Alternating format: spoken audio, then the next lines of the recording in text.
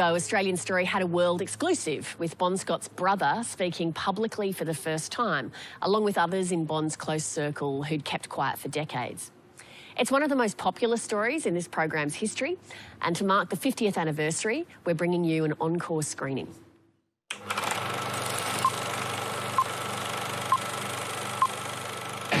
Market? Oh, Beverly. He wanted to go home. He wanted to be with his family. Unfortunately, he went for the bottle instead.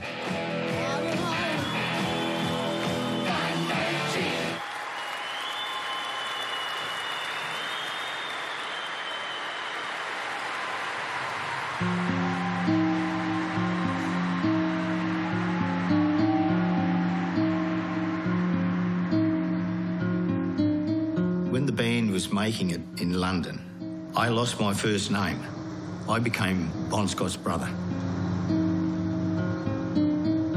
I mean, it's nice, everyone's interested, and I reckon that's fantastic. But leave me out of it. That's his life, that's not my life. A lot of the stories that have been written in the books are bullshit. A lot of what was written early upset my mother greatly. This is the first interview I've ever done, and it will be the last one I ever do. And I'm only doing it because I'm the last person standing.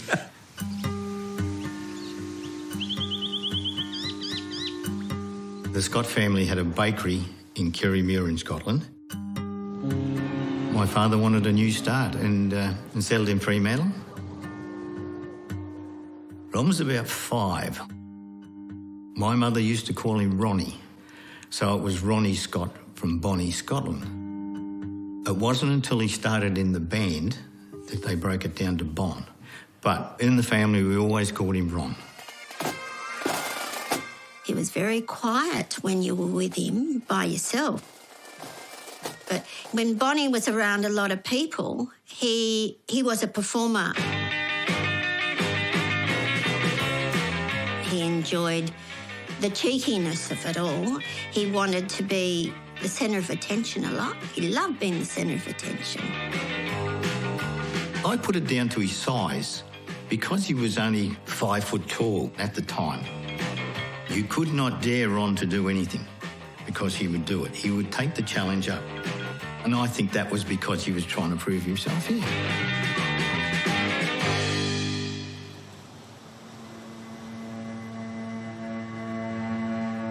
When Ron was 16, he got mixed up with the law. He did 12 months in the Riverbank Institution. I don't know what went down, and my parents never talked about that. Bonnie had sex with a girl that was 15. It was consensual, but in those days it was carnal knowledge. Bonnie never spoke about it. Bonnie was very embarrassed. And the fact that his grandmother died while he was in detention. He knew he let his parents down. But Ron's time in there, the 12 months, was probably the best 12 months he's ever spent. It not only taught him a little bit of responsibility and everything else and settled him down, but while he was in there, the other people in there were playing guitars, so they formed a band. And when he came out, he had a direction.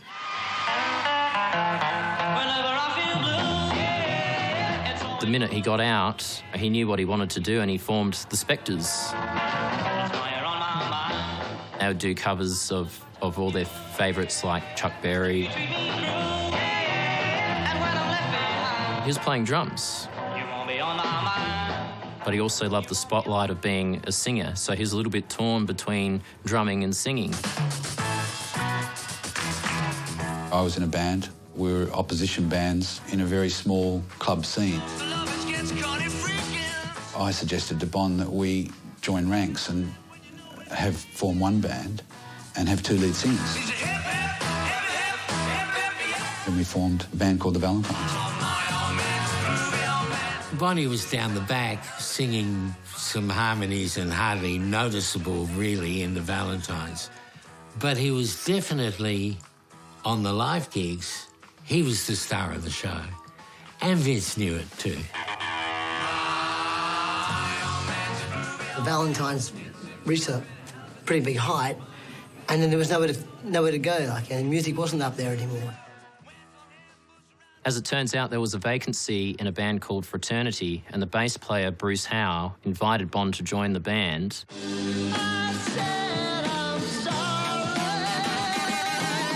He seemed to be much happier in his new role, where he was the man. There was no question that Bond wanted to be a rock star and go as far as he could possibly go. He lived for it. He lived for it.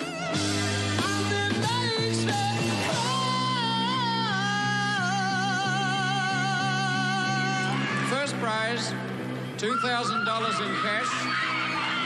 A return trip to Los Angeles by P&O. From Adelaide, Fraternity.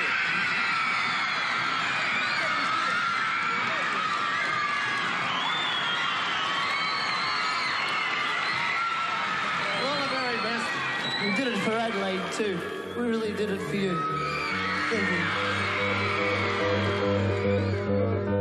The band was really interested in going to America, but Bond's past had caught up with him, and now his misdemeanours prevented him from getting a green card.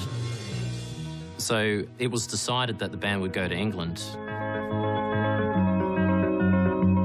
Towards the end of '71, Bond met Irene, and she sort of moved in. The management decided that only wives would get a free trip to England, girlfriends had to pay. 4 months later, they were married. London was a disaster, I think, for the band. They found it very hard to get work. We went to England and we got a house, like 20 people in one house, a 3-bedroom house, and we played gigs that cost us twice as much money to play as it did to get paid for them, you know. It wasn't a waste of time because I learned so much there, you know, but it was a, you know, bashing your head against a brick wall type thing. Bond's performance style at that time was, well, basically was, there was no style. He would just stand there and sometimes with his head down. He stuck to the microphone stand like a security blanket, and he didn't use the stage. And I'd say, you know, you got to reach the audience at the back of the room rather than sort of just the people that are down the front.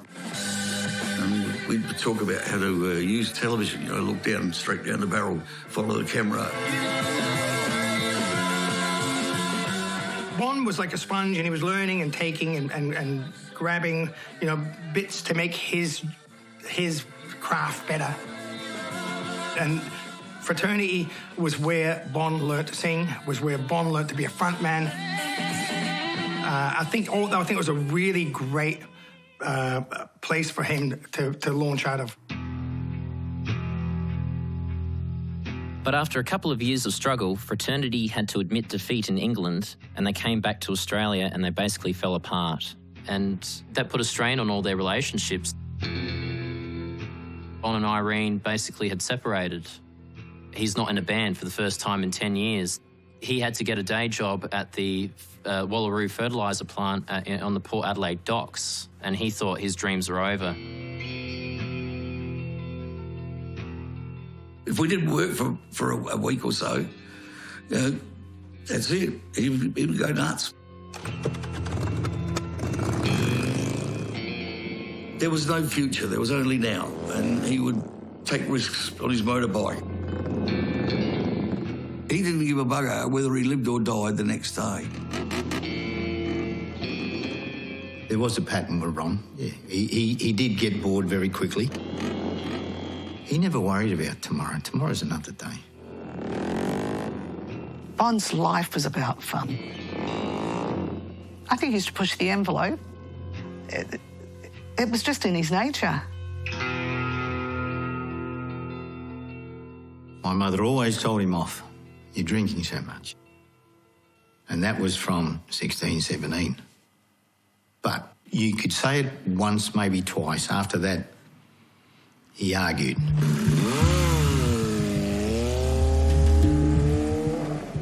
Things took a turn for the worse when Bond had an argument Bond was upset. He had a bit to drink, and against all advice, he roared off on his motorbike into the night. On the 3rd of May 1974, we were heading back from Port Adelaide after going to the Fenton Hotel. A motorcycle came out from nowhere. The motorcycle hit the car. The rider came half through the windscreen and his helmet hit the roof of the vehicle. It was a shocking set of injuries. He had blood coming down from his helmet. It was about 36 hours later, on Sunday morning, we opened up the Sunday Mail, and we learnt then that Bon Scott from fraternity was the victim of the accident. He had a fractured skull, he had crushed ribs, his teeth were missing, his jaw was wired up, and he was a mess. He found it very difficult to walk. He had a walking stick, and he was worried that he would not be able to get up and sing again. Although the crash was tragic, it was also serendipitous. But for the crash, Bon mightn't have been in town when a new young hotshot band called AC/DC came to Adelaide a couple months later. AC/DC weren't happy with their lead singer, Dave Evans. At the time, the guy we had churning out the vocals, we felt, well, we wanted more rock and roll. Can I sit next to you, girl? Can I sit next to you, girl? Bon's old friend Vince Lovegrove suggested that AC/DC take a look at Bon. And I said, oh, he's a bit old, isn't he? And I said, mate, he'll rock the arse off you guys. Make no mistake about that. Bon came to see AC/DC right here at the Bridgeway Hotel in Adelaide. He got up and sang a few songs that night with them. I was really shitting myself. Here's me, a man of 27 years old. There was him about 18 at the time. 16 or whatever he was. And I thought, can I keep up with this guy? My God, he's going to kill me. I think from the moment he got on stage, he was just, just one of those people that had that presence. So we more or less asked him if he was looking for a gig, That was it. Bon didn't hesitate. He packed his bags and he was off with AC/DC. Word got round, it went round like wildfire, that Bon was asked to join the band. It did not surprise me one bit. I just thought it was a match made in heaven. He had a tooth missing. He had tattoos all over him. He was loud, he was cussing, but he just fitted in so well with the band, it was ridiculous. Bon was totally more extroverted. I couldn't believe the change from fraternity to AC/DC. It was just like a different person. I remember sitting in the studio watching them record. And it was just, they were just on. They were fucking on. And it was, it was frightening to watch. All the while, Bon had his notebook of phrases and lyrics, and it was lightheartedly called toilet poetry. Lines he thought were appealing, potential lyrics. He wrote poetry from the street. It wasn't pretty, but it was real, it was working class.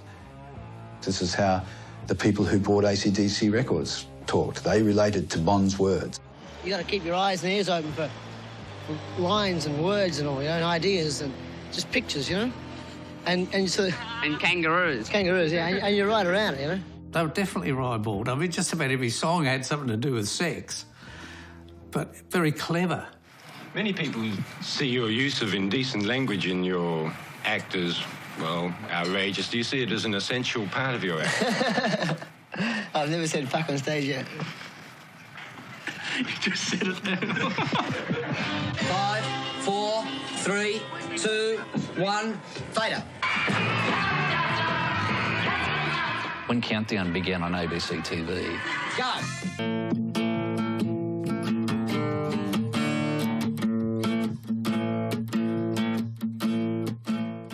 Bon had that little scribble on the back of his book, you know, it's a long way to the top if you want to rock and roll, which, you know, I think said it all, you know, especially for a band like us. You know, we felt, well, we're going to just be playing rock and roll music, you know, it will be a long way to the top, so. Bon was wrapped. He loved the idea of Angus. Everybody thought it was great. I was recently amazed to hear that there has been over 35 million viewings of that clip. And the whole clip was made for about $300. It's a long way to the top if you want to rock and roll. This can only happen on Countdown. Whoa! Hey! Here we are at Mascot Airport to say farewell to AC/DC. Their vision was that they were going to go out and conquer the world. Nothing was going to stop them. Probably from the beginning, you know, we had that arrogance that we could do it. You know, we had no fear. I always thought as a band, you know, we could go out and stand up with any band in the world, you know. By 1976, AC/DC had gone as far as they could in Australia. They were hugely popular. So in April 76, they went to London, and Bon was probably thinking, well, this is my second chance. It didn't work for Fraternity. This has to work this time. Well, here we are. Welcome to Countdown in London. And we've been searching around. And what better group to start off with in London than our own Australian group, and it's AC/DC. Fancy meeting you here, mate. Yeah, isn't it marvellous? Bon absolutely knew that he was in a band that was going to take over the world. He really did. You look more at home here than I've ever seen anywhere in my life. Yeah, Piccadilly Square is a place where people come to sit and look at other people sitting and looking at other people. Yeah. He wasn't big noting himself or the band. He just saw the future. So when did this build-up sort of first start occurring? We sort of played around here pretty regularly. We've got a really good following in London, you know? Yeah. Like even the first gig we ever played at a little pub called the Red Cow. The next night, half that pub was in the Nashville room, another place we played, you know? And they just sort of tell their friends and they all come along. It's good. They were probably the hardest working band on the planet at that stage. I mean, they toured relentlessly. They started in the UK, then it spread out to Europe. Hello, this is Bon from AC/DC, telling you to stick around because really soon we got our brand new single, Jailbreak, coming up. But when they came back in the late 70s, he was drinking more excessively then. It was a bit of a worry to see him going that way. He could drink like a fish, of course, but and when you look at where I came from, that's saying something, you know. The last time I saw him was getting close towards the end of 79. He bought a 40-ounce bottle of scotch. He started asking me questions about bloody love and having a kid and why did I put that in front of going for it, you know, like he did, you know. His holy grail had always been to get to the top in the rock and roll business, and maybe he'd come to the stage where he's achieved his dream. You know, he found his holy grail. But the holy grail, I don't know, just might have just looked like an empty goblet. What was it all about? He said, I really am getting sick of this. You know, I'm sick of being on the road. All I want to do is go out into the country somewhere. I'd like to settle down and live an ordinary life like anyone else and just play guitar. Somewhere there, I believe there was a deep core of unhappiness. He was lonely. He was lonely for companionship. And I think he was now looking for someone to spend the rest of his life with. He was talking about wanting to return to Perth because that's where he felt the most comfortable, and buying a property here. He was looking in Spearwood, which was near his mum and dad. I think he was lonely. A lot of the guys in AC/DC, most of them were married then, and he wasn't. I think he was starting to feel it at the end. I think, yes. first time in his life that he had, you know, he'd actually felt he was accomplishing something. He got to be who he wanted to be. And the more we work, the more we tour, we're getting more ideas and we're getting more, you know. It's going to get better and better. I can't see an end to it, you know. It's like infinity rock and roll. He certainly inspired me. I think that's what he was more than anything to me, an inspiration. Even when I hear him talking in old interviews, I still laugh. Even if I've seen it 20 times, I still laugh and chuckle along with him. And he was a special guy. He really was. I wish I had got to know him more. But I didn't. That's life.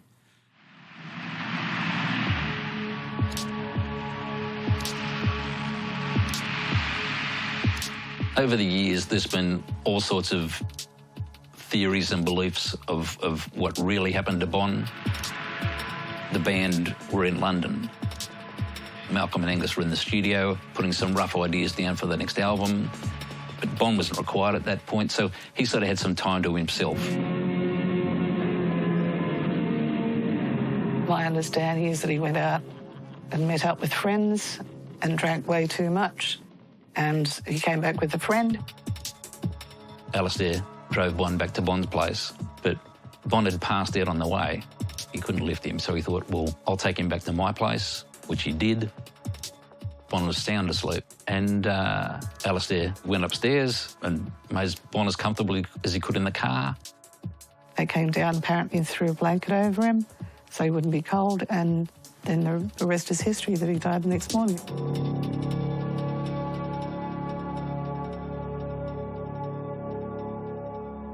The coroner found that Bon had died of acute alcohol poisoning and death by misadventure.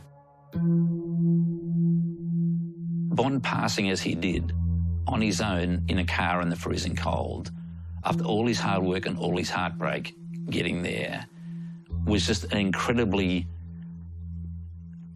sad, lonely and unglamorous way to go out. I hate to say this, but unfortunately when Ron died, and I heard the circumstances, I wasn't surprised. 33-1. That pattern of getting bored and restless. If he was only away from the studio for a few days in London, his boredom that he faced here, for him, that was excruciating. He drank far, far too much.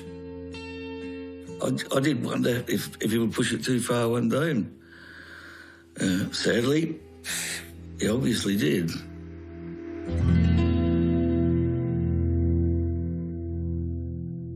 It was a terrible time for the band. They were devastated and didn't know whether to continue or not. But it was Bon's parents that were very much behind. You know, they said Bon would never have wanted them to stop. So we decided we'd go ahead, you know. Yeah. And I always remembered Bon telling us how good a vocalist Brian was. As soon as they started playing and I was singing with them and everything, my hairs were standing on end, and it was just, it was fantastic. It was wonderful. I'd never sang with a band this good. With Brian Johnson and the Back in Black album, AC/DC just really, really took off. And to this day, decades on, they're still the biggest rock act in the world, which was bittersweet because it was where Bon was going to be. Thousands upon thousands of Akadaka fans have come down here to Fremantle to pay tribute to the band and the former frontman, Bon Scott. The thing about Bon Scott is that as time has gone by, his legend has become bigger. He is now considered by millions of people around the world the rock and roll singer, the rock and roll frontman. There's an astounding global legacy that he's left all these years later. Those songs just live on. You know, I wish he was here to know that he'd made it. He really did make it. If Ron could see what was happening in the world today over himself, I think he'd have a good laugh. He really would. He'd be surprised, but he'd have a good laugh and a drink.